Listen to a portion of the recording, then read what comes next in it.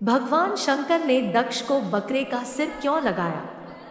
दक्ष प्रजापति व सती की कथा। स्वयंभुव मनु की 3 पुत्रियां थीं, अकुति, देवहूति और प्रसूति। इनमें से प्रसूति का विवाह दक्ष नाम के प्रजापति से हुआ। दक्ष को 16 कन्याओं की प्राप्ति हुई। इनमें से एक थी सती, जिनका विवाह भगवान शिव के साथ हुआ था। उनको किसी संतान की प्राप्ति नहीं हुई, क्योंकि उन्होंने युवावस्था में ही अपने पिताजी के यहाँ देह का परित्याग कर दिया था। विदुर जी ने कहा, कोई महिला ससुराल में देह त्याग करे तो बात समझ आती है, उसको प्रताड़ना दी गई होगी, लेकिन पिता के घर में आत्महत्या कर ले, ये बात समझ में नहीं आती। मैत्रेय जी कहते हैं, एक बार देवताओं की बड़ी सभा लगी हुई थी। दक्ष जो सती के पिता है, उस सभा के सभापति थे। दक्ष जब सभा में आए, सभी लोग उठकर खड़े हो गए। 2 लोग उठकर खड़े नहीं हुए। ये थे भगवान शंकर और ब्रह्मा जी। दक्ष द्वारा शिव जी का अपमान। दक्ष ने सोचा, चलो ब्रह्मा जी तो पिता है, वे खड़े नहीं हुए तो क्या हुआ, पर शंकर जी तो दामाद है और दामाद पुत्र के समान होता है। दक्ष ने सोचा, मेरे आने पर ये खड़ा नहीं हुआ, ये कितना उद्दंड है। मैंने तो अपनी मृगनयनी बेटी का विवाह इस मरकटलोचन के साथ कर दिया, इसको तो कोई सभ्यता शिष्टाचार ही नहीं। इस तरह से दक्ष ने भगवान शिव को बहुत अपशब्द बोले और खूब गाली गलौज किया। अब प्रश्न उठता है, दक्ष की सभा में शिवजी उसके सम्मान के लिए क्यों नहीं उठे? तो इसका उत्तर है, शिवजी का उद्देश्य दक्ष का अपमान करना नहीं था। वे तो भगवान के ध्यान में ऐसे निमग्न बैठे थे कि उनको पता ही नहीं लगा दक्ष कब आया। जब दक्ष गाली देने लगा तब उनका ध्यान टूटा। तब उन्होंने देखा दक्ष अत्यंत क्रोधित होकर उन्हें गाली दे रहा है। यही है आत्मनिष्ठ महापुरुष की पहचान। अगर अनजाने में कोई मर्यादा का उल्लंघन हो जाए तो उसके परिणाम स्वरूप समाज तो कुछ न कुछ बोलेगा ही। उनके बोलने पर भी महापुरुष की कोई प्रतिक्रिया नहीं होती। इसी तरह यहाँ भी दक्ष गाली दे रहा है। शिवजी अपने ध्यान में बैठे हैं, उनके ऊपर कोई प्रभाव नहीं। उन्होंने कोई जवाब दिया। जब दक्ष ने देखा कि उसकी गाली देने के बाद भी शिवजी पर कोई प्रभाव नहीं पड़ रहा है, तब उसने हाथ में जल लेकर शाप दे दिया, आज के बाद किसी यज्ञ में तुम्हारा हिस्सा नहीं होगा। भगवान शिव तब भी कुछ नहीं बोले। दक्ष ऐसा शाप देकर सभा से चला गया। नंदीश्वर द्वारा दक्ष को शाप, उसके बाद नंदीश्वर को क्रोध आ गया। उन्होंने दक्ष को शाप दे दिया, मेरे आराध्य को अकारण शाप दिया। तू इतनी देर से मैं कर रहा है, मैं शिव का ससुर हूँ, मैं सभापति हूँ। अगले जन्म में इसको बकरे का जन्म मिलेगा, फिर जीवन भर मैं करेगा। ये बात हम सबके लिए है। यदि हम ज्यादा मैं करते हैं तो अगला जन्म किसका मिलेगा? बकरी या बकरा बनना पड़ेगा। नंदीश्वर ने दूसरा शाप ब्राह्मणों को दे दिया, तुम लोग दक्ष जैसे दुष्ट के यहाँ यज्ञ करने आए हो, तुम्हारी विद्या केवल जीविका के लिए रह जाएगी, तुमको ज्ञान कभी नहीं होगा। भृगु ऋषि द्वारा गणों को शाप। अब ब्राह्मणों के गुरु भृगु ऋषि बड़े क्रोधित हुए। वो बोले, हमने क्या किया? हमें तो अकारण ही शाप दे दिया। उन्होंने भगवान शंकर के गणों को शाप दे दिया, जितने भगवान शंकर के भक्त हैं सब पाखंडी हो जाएंगे, न स्नान करेंगे, न ठीक से पूजा करेंगे, भांग खाएंगे और हड्डियों की माला पहनेंगे। ये सब चीजें तामसी हैं। आज जो हमें शिव भक्त गांजा पीते, शमशान की राख लपेटे, हड्डियों की माला पहने दिखते हैं, वे शाप के कारण। भगवान शंकर तो एकदम सात्विक है। क्या वे अपने भक्तों को इन तामसिक प्रवृत्तियों के लिए अनुमति देंगी? उन्होंने अनुमति नहीं दी। ये तो भृगु जी का शाप लगा हुआ है।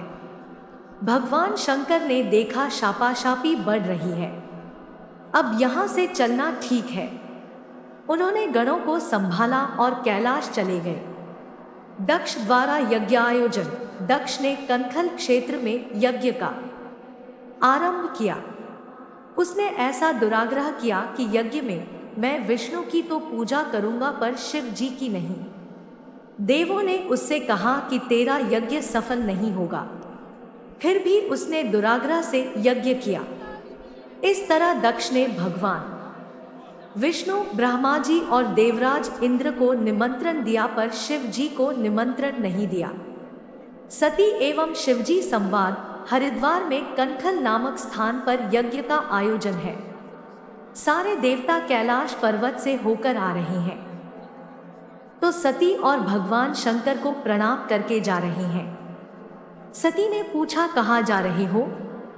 उन्होंने कहा, तुम्हारे पिता के घर यज्ञ है और तुम हमसे पूछ रही हो कहाँ जा रहे हो। देवता चले गए। इधर सती ने भगवान शंकर से प्रार्थना की। बोलने में तो चतुर है। कहती है, प्रभु आपके ससुर के यहाँ इतने बड़े यज्ञ का आयोजन हो रहा है। ये भी कह सकती थी कि मेरे पिता के यहाँ यज्ञ हो रहा है। अर्थ दोनों के एक ही हैं। लेकिन सती कहती है, आपके ससुर के यहाँ जिससे आपका संबंध ज्यादा जो जाए तो शायद चल पड़े। बोलने की चतुराई है। भगवान शिव मौन है। वे जानते हैं क्या घटना हुई है। बताने से सती को सिर्फ दोहक ही होगा। सती कहती है, निमंत्रण नहीं मिला इसलिए शायद आप जाना नहीं चाहते हैं। शास्त्रों में विधान है, गुरु के यहाँ, पिता के यहाँ और मित्र के यहाँ बिना निमंत्रण के भी जा सकते हैं। जब सती भगवान शिव को शास्त्र का विधान बताने लग गई तो भगवान शंकर को हंसी आ गई। भगवान शंकर सोचने लग गए, सारे संसार को उपदेश मैं करता हूँ, आज ये सती मुझे शास्त्र का विधान बता रही है। शिवजी ने सती को समझाया, देवी तुम ठीक कहती हो, गुरु के यहाँ, पिता के यहाँ और मित्र के यहाँ बिना निमंत्रण के जा सकते हैं, पर यदि जानबूझकर निमंत्रण नहीं दिया गया हो तो बिल्कुल नहीं जाना चाहिए, क्योंकि उसके अंदर कोई न कोई द्वेष है। वहां जाने से भलाई नहीं होगी। अतः मेरी सलाह है, तुमको अपने पिता के यहाँ इस समय नहीं जाना चाहिए। इतना कहकर भगवान शंकर मौन हो गए, क्योंकि पता है दक्ष पुत्री है, अपनी बुद्धि बहुत चलाती है, पता नहीं मानेगी या नहीं। सती के अंदर द्वंद्व चल रहा था। पति की याद आए तो अंदर, पिता की याद आए तो बाहर। समझ नहीं आ रहा था क्या करूं। ऐसे अंदर बाहर कर रही थी। फिर उनको गुस्सा आ गया। भगवान शंकर की और लाल लाल नेत्रों से देखते हुए बिना बताए चल पड़ी। भगवान शंकर ने गणों को आदेश दिया, तुम्हारी मालकिन जा रही है, तुम भी साथ में जाओ। नंदी को ले जाओ और सामान भी ले जाओ, क्योंकि ये अब लौटने वाली नहीं है। देखिए, भगवान शंकर अपनी पत्नी को नहीं समझा पाए। आपकी पत्नी आपकी बात न माने तो दुखी मत होना, सोच लेना, ये तो सृष्टि की परंपरा है। ब्रह्मा जी अपने बेटों को नहीं समझा पाए, शंकर जी अपनी पत्नी को नहीं समझा पाए, तो आप क्यों दुखी होते हो? ये दुनिया ऐसे ही चलती है। सती द्वारा देह त्याग, सती चली गई। भगवान शंकर को कोई चिंता नहीं, वे ध्यान में बैठ गए। अपने पिता दक्ष के यहाँ जाकर सती ने देखा भगवान शंकर का कोई हिस्सा नहीं था। भगवान शिव का अपराध किया गया है, यह सोचकर सती जी को क्रोध आया और उन्होंने अपने पिता से कहा, मूर्ख पिता, क्या महादेव जैसे देवता दुनिया में हैं? सती ने कहा, दक्ष, तुमको छोड़कर इस विश्व में कौन ऐसा व्यक्ति होगा जो शिव का विरोधी होगा? कोई विष्णु का विरोधी हो सकता है, ब्रह्मा का विरोधी हो सकता है, पर शिव का विरोधी तो रावण भी नहीं था, कुंभकर्ण भी नहीं था, जरासंध भी नहीं था, हिरण्यकशिपु भी नहीं था। ये सब शिव भक्त थे। शिव इतने दयालु, इतने कृपालु हैं कि अपने भक्तों के लिए अपना सब कुछ दे देते हैं, अपना भी ध्यान नहीं रखते। तुमने उनका विरोध किया। शास्त्र में लिखा है, जहाँ गुरु का और भगवान का विरोध हो रहा है तो कानों में उंगली लगाकर वहां से चले जाओ। जो सुनेगा और विरोध नहीं करेगा उसको भी पाप का भागी बनना पड़ता है। सती कहती है, मैं तेरी जीभ तो नहीं काट सकती, पर अब मैं लौटकर कैलाश भी नहीं जा सकती। शिव तो परम दयालु है, वे तो स्वीकार कर लेंगे, परंतु दुष्ट दक्ष, ये शरीर तेरा दिया हुआ है। तेरे जैसे दुष्ट के दिए शरीर से मैं वहां नहीं जा सकती। वो मुझे दक्षपुत्री कहकर बुलाएंगे तो मेरे लिए मरने के समान हो जाएगा। इसके बाद सती ने भगवान शिव का ध्यान किया और यज्ञ की उत्तरी दिशा में बैठकर योग के माध्यम से अग्नि को प्रकट किया और अपने शरीर को भस्म कर दिया। अब तो हाहाकार मच गया। शिवजी के रुद्र यज्ञ का विध्वंस करने लगे। भृगु जी ने देवताओं को प्रकट किया और रुद्रगणों को मार मार कर भगा दिया। शिव जी द्वारा वीरभद्र को यज्ञ विध्वंस की आज्ञा। ये समाचार जब नारद जी को मिला, नारद जी ने भगवान शिव को बताया, प्रभु सती की ये दशा हुई है। अब भगवान शिव को रोष आया। शिव जी को अपने अपमान पर क्रोध नहीं आया, पर आज सती का अपमान हुआ तो भयंकर क्रोध आया। उन्होंने अपनी एक जटा उखाड़ी और जमीन पर पटक दी। उससे एक विलक्षण पुरुष प्रकट हुआ जिसके 3 नेत्र थे, भयंकर विशाल शरीर वाला था, हाथ में त्रिशूल लिए वीरभद्र भगवान थे। वीरभद्र ने शिव जी को प्रणाम किया और बोला, क्या आदेश है? शिव जी ने कहा, एक ही आदेश है, दक्ष को मार डालो, यज्ञ को विध्वंस कर दो। वीरभद्र जी उत्तराखंड होते हुए हरिद्वार की तरफ पहुंचे। अपराह्न का समय था। दोपहर के 3 बज रहे थे। यजमान लोग विश्रामशाला में थे, पंडित और देवता लोग यज्ञशाला में थे। वहां जाकर वीरभद्र ने यज्ञ को विध्वंस कर दिया। यज्ञशाला के डंडे उखाड़ दिए, बांसों से यजमानों की, देवताओं की, पंडितों की पिटाई की। यज्ञ में भगदड़ मच गई। वीरभद्र ने 4 लोगों को पकड़ लिया।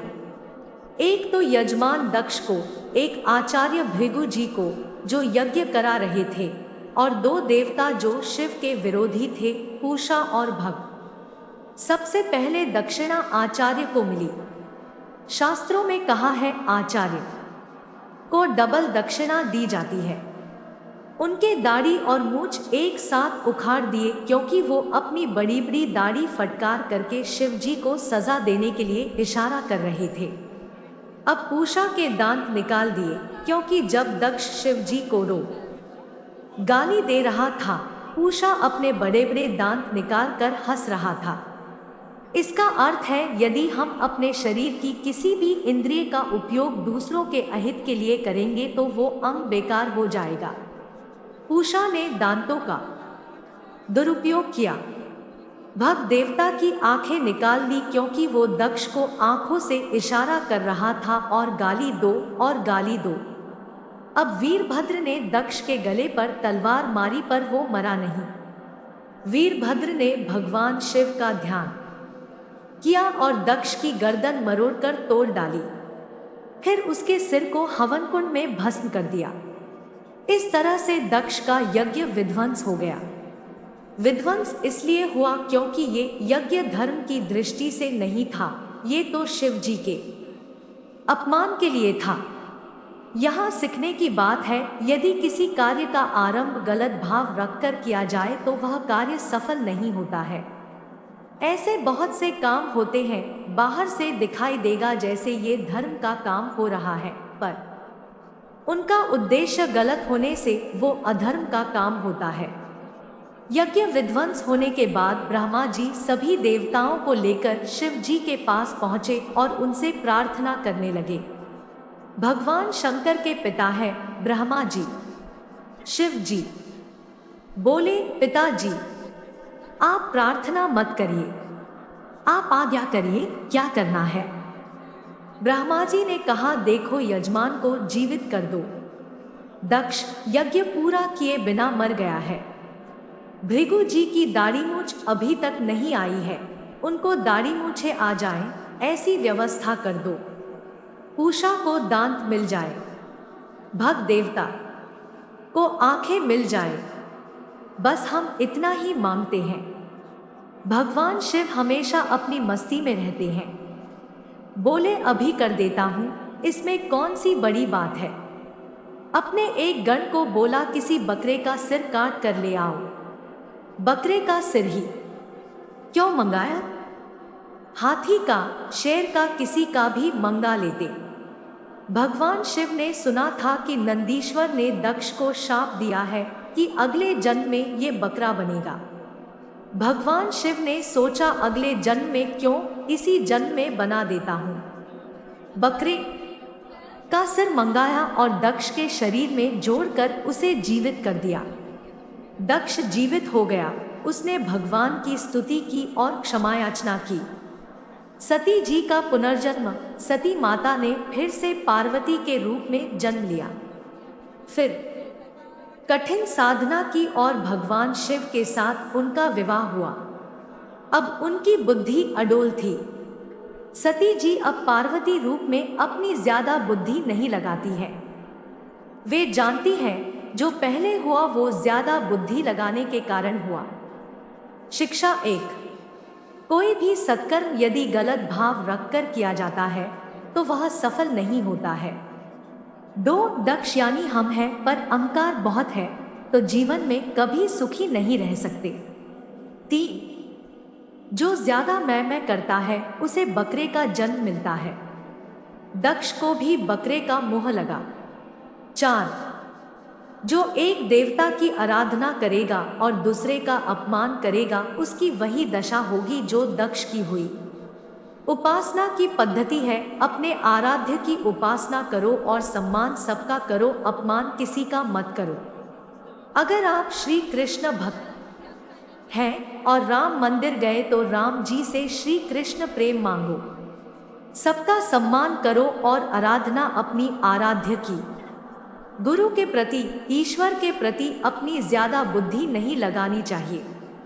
जिज्ञासा करो पर कुर्तक मत करो।